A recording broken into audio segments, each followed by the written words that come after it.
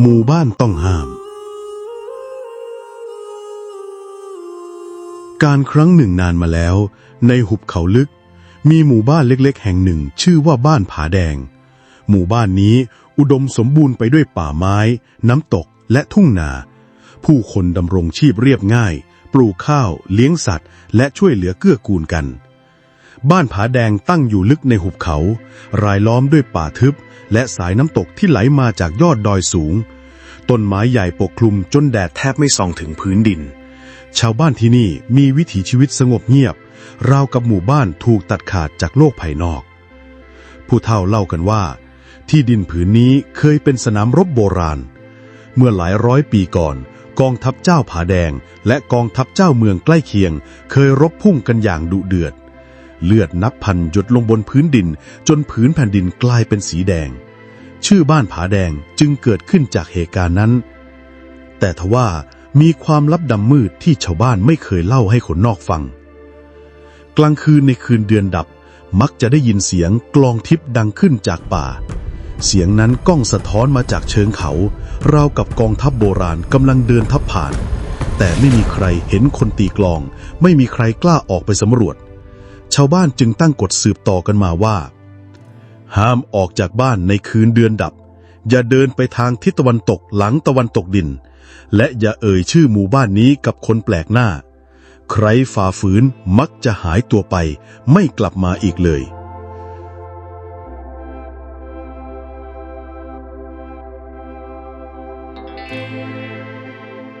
หลายปีต่อมามีชายหนุ่มต่างถิ่นชื่อคำน้อย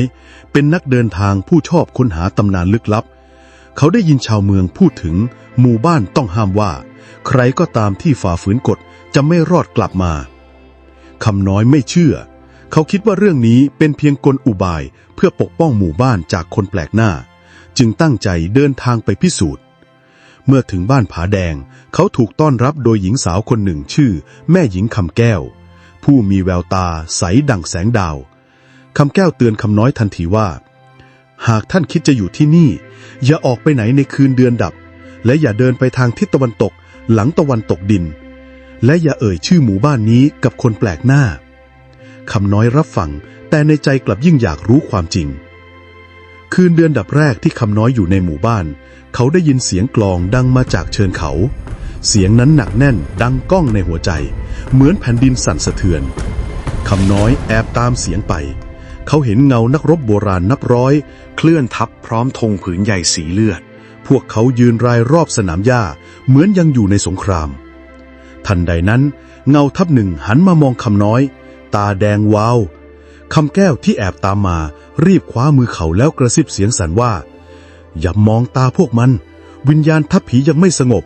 หากเจ้ามองตรงๆพวกมันจะเห็นเจ้าเป็นนักรบอีกคนแล้วดึงเจ้าไปอยู่ในกองทัพนั้นตลอดกาลทั้งคู่หนีรอดมาได้แต่คำน้อยก็เริ่มเชื่อแล้วว่าหมู่บ้านนี้มีบางสิ่งเหนือธรรมชาติจริงๆคำน้อยอยากรู้ว่าทำไมชาวบ้านถึงไม่ออกจากที่นี่คำแก้วจึงเล่าให้ฟังว่าหมู่บ้านผาแดงถูกผูกสาบานด้วยพิธีกรรมโบราณบรรพบุรุษของพวกนางทำสัญญากับดวงวิญญาณนักรบให้พวกเขาปกป้องหมู่บ้านจากภัยภายนอกแลกกับการที่ลูกหลานจะต้องอยู่ในหุบเขาไม่ละทิ้งดินแดนผู้ที่ฝ่าฝืนจะถูกวิญญาณจับไปเข้ากองทัพผีไม่มีวันได้กลับสู่โลกมนุษย์อีกต่อไป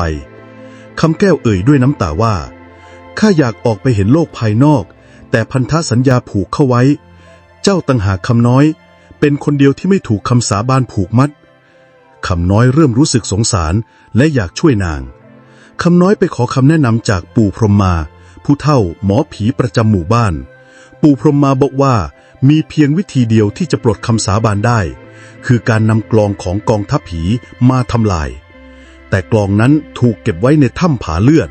ที่กองทัพวิญญาณเฝ้ารักษาไว้ทุกคืนเดือนดับหากเจ้าเข้าไปโดยไม่เตรียมการเจ้าจะไม่มีวันกลับออกมาเพื่อช่วยคำแก้วและหมู่บ้านคำน้อยจึงตัดสินใจทำพิธีขอพรจากวิญญาณบรรพบุรุษถือดาบศักดิ์สิทธิ์ประจำหมู่บ้านเป็นอาวุธออกเดินทาง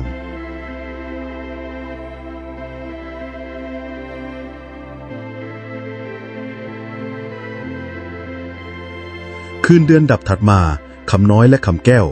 ออกเดินทางไปยังถ้ำผาเลือด กลองศึกใหญ่ตั้งอยู่กลางโถงถ้ำเสียงก้องสะท้อนจนพื้นสั่นสะเทือนกองทัพวิญญาณนับพันรายล้อมอยู่รอบกลองทันใดนั้นแม่ทัพผีโบราณผู้ยิ่งใหญ่ก้าวออกมาใบหน้าเคร่งขรึมเต็มไปด้วยบาดแผลสงครามเขาเอ่ยเสียงดังว่าผู้ใดกล้าลบล้างคำสาบานแห่งสนามรบนี้ผู้นั้นจะต้องชดใช้คำน้อยยกดาบขึ้นและประกาศว่าเขาจะปลดปล่อยวิญญาณให้หลุดพ้นจากวังวนสงคราม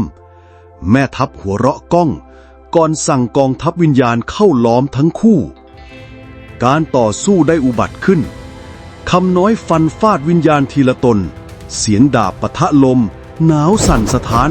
คำแก้วคอยสวดคาถาที่ปู่พรหมหาสอนเสียงคาถาทำให้วิญญาณอ่อนแรงลงเมื่อถึงเวลาคำน้อยพุ่งไปที่กลองศึกแล้วใช้ดาบศักดิ์สิทธิ์ฟันลงกลองแตกกระจายเป็นเศษไม้ทันทีแล้วกองทัพวิญญาณก็ร้องก้องสะท้อนเข้มข้นปนเศร้าก่อนร่างค่อยๆสลายกลายเป็นแสงสีทองลอยขึ้นท้องฟ้าไปแม่ทัพผีมองคำน้อยและคำแก้วด้วยสายตาสงบแล้วเอ่ยประโยคสุดท้ายขอบใจที่ปลดปล่อยเราแล้วร่างของเขาก็หายไปพร้อมกองทัพทั้งหมด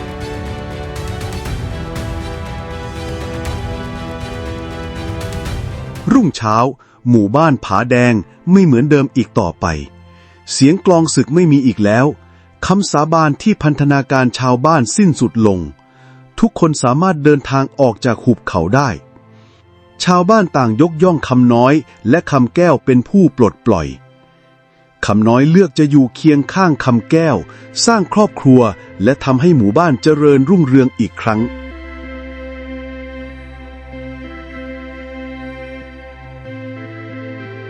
หลังจากกลองทัพผีถูกทำลายหมู่บ้านผาแดงก็กลับมาสงบผู้คนสามารถเดินทางออกนอกหุบเขาได้พ่อค้าเริ่มเข้ามาซื้อขายเกิดการติดต่อกับโลกภายนอกคำน้อยและคำแก้วมีลูกชาย1 คนชื่อดาวทองเด็กชายร่าเริงฉลาดและกล้าหาญชาวบ้านรักใคร่เอ็นดูเพราะเชื่อว่าเขาจะเป็นผู้สืบต่อความกล้าของบิดามารดาแต่ผู้เฒ่าปู่พรหมหมาเตือนชาวบ้านว่าคำสาบานแตกสลายแล้วก็จริงทว่าเงาของสนามรบยังคงหลับไหลอยู่ใต้แผ่นดินหากถูกปลุกขึ้นมาอีกความหายนะอาจกลับคืนมาอีกครั้งแต่ก็ไม่มีใครสนใจนักเพราะต่างคนต่างก็หลงดีใจกับอิสรภาพใหม่ที่ได้มา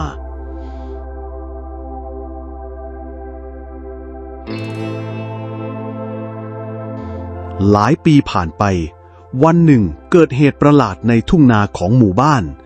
แผ่นดินยุบตัวลงเผยให้เห็นโพรงถ้ำมืดลึกไอเย็นลอยขึ้นมาดาวทองกับเพื่อนๆแอบลงไปสำรวจแต่กลับพบเห็นแกะสลักโบราณเป็นรูปนักรบและสัญลักษณ์ประหลาดเสียงลมพัดดังเหมือนเสียงคร่ำครวญของวิญญาณทันใดนั้นดาวทองได้หลงสัมผัสหินเข้าแล้วรอยสลักสีแดงก็สว่างขึ้นทั่วถ้ำคืนเดียวกันนั้นชาวบ้านได้ยินเสียงกลองเบาๆดังขึ้นอีกครั้งแม้กลองศึกถูกทำลายไปแล้วก็ตามท้องฟ้าปกคลุมด้วยเมฆดำลมพัดแรงจนต้นไม้โค่นล้มปู่พรหมมาหน้าซีดเขากล่าวว่าเงาแห่งคำสาปได้ตื่นขึ้นดาวทองได้ปลุกมันโดยไม่รู้ตัวคราวนี้ไม่ใช่วิญญาณนักรบที่เดินทับเหมือนก่อนแต่เป็นเงาดำรวมร่างเป็นสัตว์ปีศาจสงครามตัวสูงเทียมฟ้าดวงตาเปล่งประกายเลือดก้าวออกมาจากใต้ดินปู่พรหมมานำคัมภีร์เก่าแก่ของหมู่บ้านออกมาเปิดเผยคำทำนายว่าเมื่อกลองแตกเงาจะตื่นจากดินเลือดใหม่จะเป็นกุญแจปลดพันธะมีเพียงผู้สืบสายเลือดเป็นผู้ปลดปล่อยจึงหยุดเงาได้ด้วยหัวใจแห่งความเสียสละชาวบ้านรู้ทันทีว่าคำทำนายหมายถึงดาวทองบุตรชายของคำน้อยและคำแก้วคำน้อยพยายามห้ามลูกชายไม่ให้เข้าไปเกี่ยวข้องแต่ดาวทองกลับตั้งใจแน่วแน่ว่า จะรับหน้าที่หยุดยั้งเงาแห่งสงครามให้ได้ปู่พรหมหมาจึงสอนวิชาคาถาและการใช้ดาบศักดิ์สิทธิ์ชิ้นใหม่ที่หลอมจากเศษกลองผีดาวทองฝึกฝนทั้งกายและใจเรียนรู้ที่จะใช้เสียนหัวใจเป็นอาวุธแทนเสียนกลองในคืนเดือนดับถัดมาเงามหึมาปรากฏอีกครั้งก้าวย่างทำให้แผ่นดินสั่นสะเทือนคำน้อยพร้อมชาวบ้านช่วยกันต่อสู้แต่ไม่มีใครทำอะไรมันได้ดาวทองจึงก้าวออกมายืนข้างหน้าเงาหยุดนิ่งแล้วก้มลงมามองเขาเสียงกึกก้องดังในใจทุกคน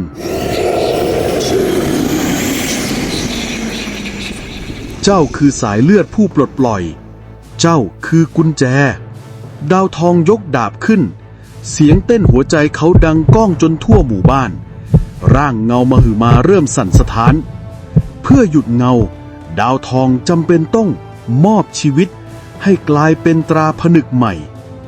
เขามองบิดามารดาแล้วกล่าวว่าท่านพ่อท่านแม่ข้าจะไม่ให้หมู่บ้านกลับไปสู่วังวนสงครามอีกแล้วเขาปักดาบลงบนพื้นหัวใจของดาวทองส่องสว่างใกล้เป็นแสงทองมหึมาแสงนั้นโอบร่างเงาสงครามจนค่อยๆสลายไปพร้อมเสียงก้องสุดท้ายที่ว่าความสงบคืนสู่แผ่นดินดาวทองหายไปในแสงนั้นทิ้งเพียงดาบศักดิ์สิทธิ์ปักอยู่กลางลานหญ้าชาวบ้านเศร้าโศกแต่ก็รู้ว่าดาวทองได้กลายเป็นผู้พิทักษ์นิรันดร์พลังของเขาผนึกเงาสงครามไว้ใต้ดินตลอดไปคำน้อยและคำแก้วสร้างศาลเล็กบนเนินเขาเพื่อระลึกถึงลูกชายผู้สละชีวิตเพื่อให้หมู่บ้านเป็นอิสระจริง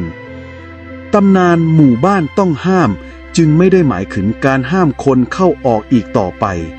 แต่เป็นคำเตือนให้เคารพการเสียสละและจดจำว่าความสงบเกิดขึ้นได้เพราะเลือดและหัวใจของวีรชนที่แท้จริง